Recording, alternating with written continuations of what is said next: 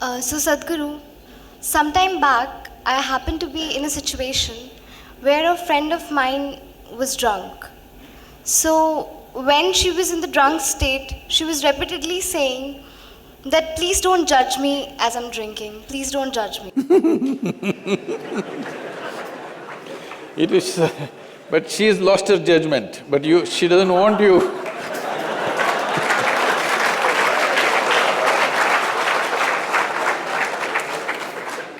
So my question is, whether it is alcohol or not, in life, why are we so apprehensive about being judged by others? And how can we not let this come on our way of being happy?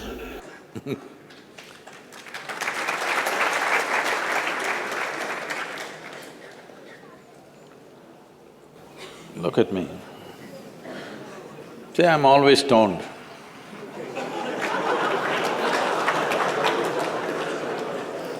Never touched a substance, but always stoned. You can judge me whichever way you want.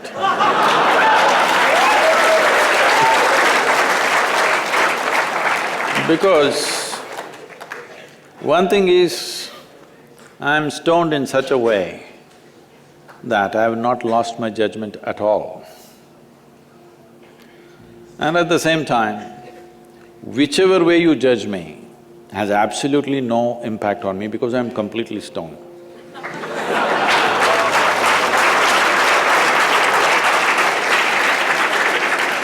Having said that, why this consumption of alcohol and drugs is growing the way it's growing in the world is, this is because the heavens have been collapsing.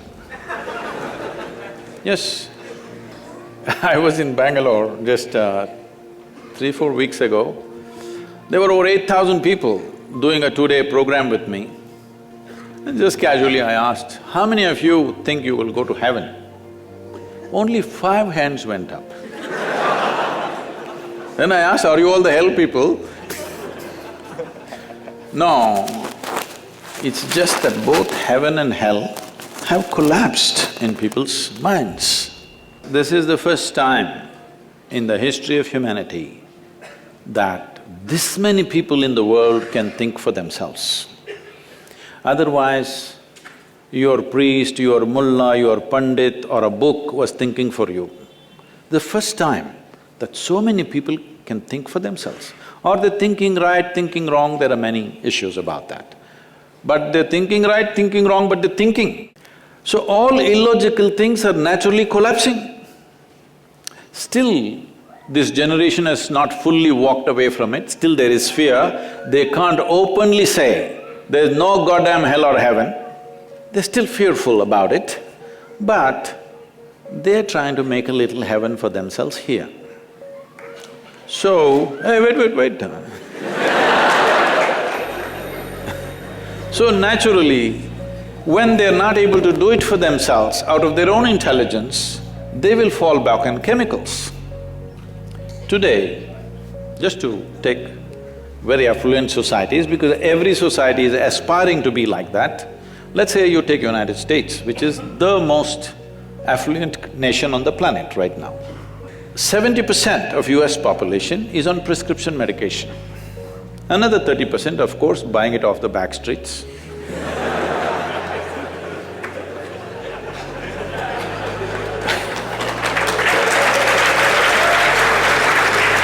Most affluent nation, obviously affluence is not working. To be healthful, you need chemicals. To be joyful, you need chemicals. To be peaceful, you need chemicals. To be ecstatic, of course, that is ecstasy. So, I'm not even looking at it morally. It's never a moral issue for me. If 90% of this population right now is on chemicals, believe me, the next generation that we produce will be a generation which is much less than us. If we produce a next generation less than ourselves, we have committed a crime against humanity, because the next generation must be at least one step ahead of us, otherwise we've lost it. We've lost the entire process of civilization. when we produce a next generation which is actually less than us. So, we are heading towards this rapidly unless we teach individual human beings how to simply sit here and be blissed out. Stoned enough or no? Just look at me. But am I conscious enough, alert enough, clear enough? If there was a way to intoxicate yourself without losing your judgment, without losing your awareness, without losing your intelligence, it's a great thing. Intoxication is a fantastic thing. Only problem is, it takes away your judgment, it takes away your intelligence, incapacitates you. That is the problem, isn't it? Is it true? Ask anybody, you're not in the medical sciences, but ask anybody, is it true that this body here is the greatest chemical factory in the universe right now? The universe that we know at least? Only problem is you're a lousy manager. If you know how to manage this, you would be like me, always blissed out. Anybody can say what they want, anybody can do what they want. This is like this only. Because I have not given this privilege to anybody, that somebody can make me happy, somebody can make me unhappy, somebody can make me miserable. Right now, you are a consequence of other people's opinions. Where do you plan to go like this? Anybody can ruin you. You went outside, somebody told you, Shreya, you are the most wonderful human being we have seen. Then you were floating on that cloud, what number? What number?